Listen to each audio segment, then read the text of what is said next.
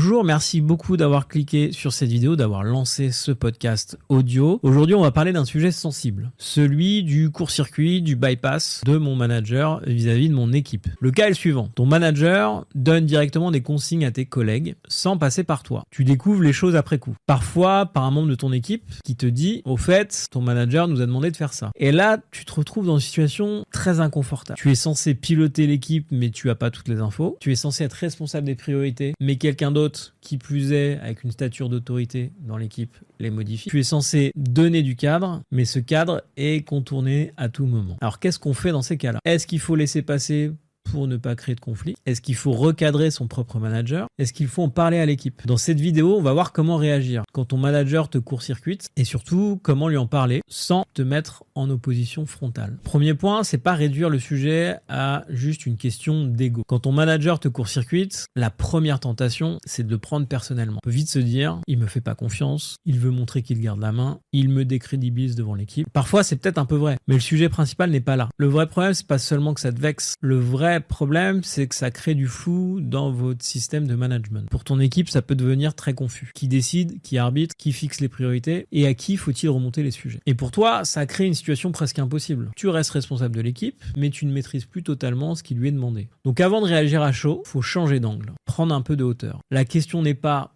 pourquoi mon manager me manque de respect. La vraie question, c'est qu'est-ce que ce fonctionnement produit comme confusion dans l'équipe? Et tu vas voir que c'est beaucoup plus facile d'ouvrir la conversation à partir de ça. Second point, essayer de distinguer le contournement ponctuel du vrai problème. Tous les courts-circuits ne sont pas forcément graves. Il peut y avoir des situations où ton manager parle directement avec quelqu'un de l'équipe. Et ce n'est pas un problème. Par exemple, il croise une personne dans un couloir, il lui transmet une information simple. Ou il répond directement à une question très opérationnelle. Ou il intervient sur un sujet urgent parce qu'il fallait aller vite. Dans ces cas-là, le sujet n'est pas de forcément bloquer toute communication directe. Ce serait même assez absurde. Ton objectif, c'est pas de devenir un goulot d'étranglement ou un passage obligé pour absolument tout. En revanche, ça devient problématique quand trois choses se répètent. Première situation, ton manager donne des consignes opérationnelles à ton équipe sans t'en parler. Deuxième situation, il modifie les priorités que tu avais posées. Troisième situation, ton équipe commence à aller le voir directement pour obtenir des arbitrages. Là, c'est pas juste un échange direct, c'est un vrai problème de fonctionnement. Et quand ton rôle devient moins clair, l'équipe s'adapte. Elle comprend qu'elle a deux circuits possibles, ou ton manager. Et souvent, elle va naturellement se tourner vers lui parce qu'il a plus de pouvoir hiérarchique. Pas par malveillance, simplement parce que le système implicite l'y invite. Face à ça, il y a une mauvaise réaction assez fréquente. Vouloir tout contrôler. Par exemple, dire à ton équipe, à partir de maintenant, si mon manager vous demande quelque chose, vous me le dites immédiatement. Ou pire, vous ne répondez pas sans passer par moi. Le problème, c'est que ça peut te faire passer pour quelqu'un de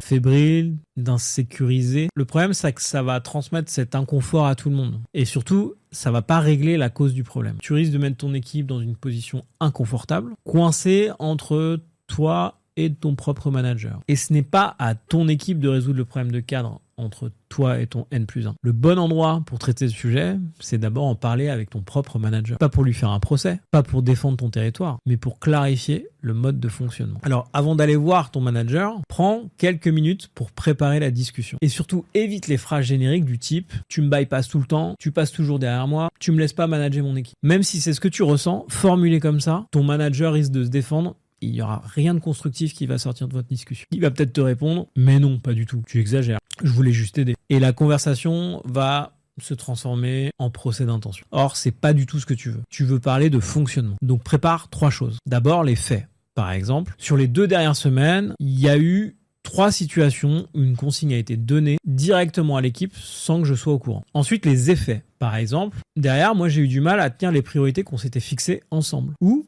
l'équipe est venue me voir en me demandant quelle consigne suivre. Ou encore, j'ai découvert la décision après coup et je n'ai pas pu l'expliquer correctement. Enfin, troisième point, prépare une demande. Pas une accusation, une demande de clarification. Par exemple, j'aimerais qu'on se mette d'accord sur les cas où tu passes directement par l'équipe et sur la manière dont je suis remis dans la boucle. C'est beaucoup plus solide. Tu ne dis pas « tu as tort », tu dis « notre fonctionnement actuel crée du flou et j'aimerais qu'on clarifie ». Je te propose un exemple complet et concret de comment tu peux ouvrir la discussion. J'aimerais te parler d'un point de fonctionnement avec l'équipe. J'ai remarqué que sur plusieurs sujets récents, certaines consignes étaient passées directement auprès de l'équipe sans que je sois toujours mis dans la boucle. Je comprends que ça puisse arriver, notamment quand c'est urgent ou quand c'est plus simple sur le moment. En revanche, derrière, ça me met parfois en porte-à-faux pour tenir les priorités, pour répondre aux questions questions de l'équipe et surtout pour jouer pleinement mon rôle de manager. J'aimerais qu'on clarifie ensemble un mode de fonctionnement simple. Cette formulation, elle fonctionne pour 3 raisons. 1, elle part des faits. 2, elle reconnaît que ton manager peut avoir de bonnes raisons de te bypasser. 3, elle ramène le vrai sujet sur la table, celui du fonctionnement. Et c'est exactement ce que tu cherches. Ensuite, tu peux poser une question très simple. Dans quel cas tu préfères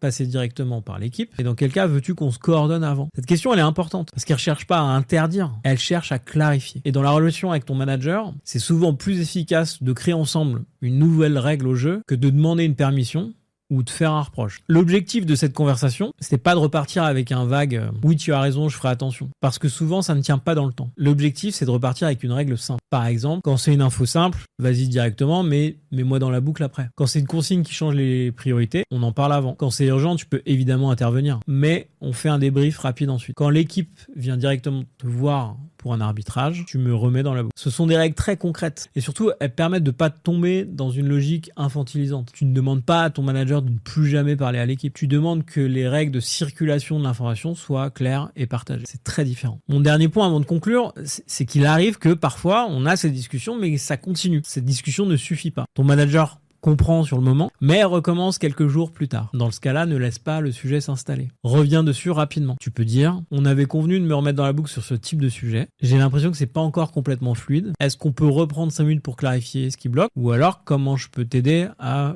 faire en sorte que ce qu'on s'est dit, ça se mette en place? Si tu sens qu'il y a un sujet de confiance plus profond, faut parfois oser le nommer. Par exemple, j'ai besoin de comprendre si derrière ces communications directes, il y a un doute sur ma manière de faire, sur ma manière de piloter l'équipe. Si c'est le cas, j'aimerais bien qu'on en parle directement pour savoir comment ajuster les choses. Cette phrase, elle est plus engageante pour toi, mais elle peut être très utile parce qu'elle évite de rester dans des interprétations. Peut-être que ton manager a vraiment un doute, peut-être qu'il trouve que tu vas pas assez vite, peut-être qu'il pense que certains sujets sont pas assez cadrés. Dans ce cas-là, autant le savoir parce qu'un feedback clair sera toujours plus utile qu'un contournement silencieux. Voilà, en conclusion, je voudrais juste te rappeler que quand ton manager te contourne, le vrai sujet, c'est pas de protéger ton ego. Le vrai sujet, c'est de protéger la clarté de votre système de management. Ton équipe a besoin de savoir qui arbitre, qui priorise, qui décide et comment l'information circule. Et toi, tu as besoin d'un cadre suffisamment clair pour pouvoir jouer ton rôle de manager. Donc retiens ces 4 étapes. Jamais réagir à chaud. Ensuite, observe les faits, puis identifie les effets concrets que ça va avoir sur ton équipe. Enfin, ouvre la conversation sur le fonctionnement de ton équipe avec ton manager. Pas pour lui dire « tu dois arrêter de me contourner », mais plutôt « comment est-ce qu'on s'organise tous les deux pour que l'équipe ait un cadre clair et que je sois bien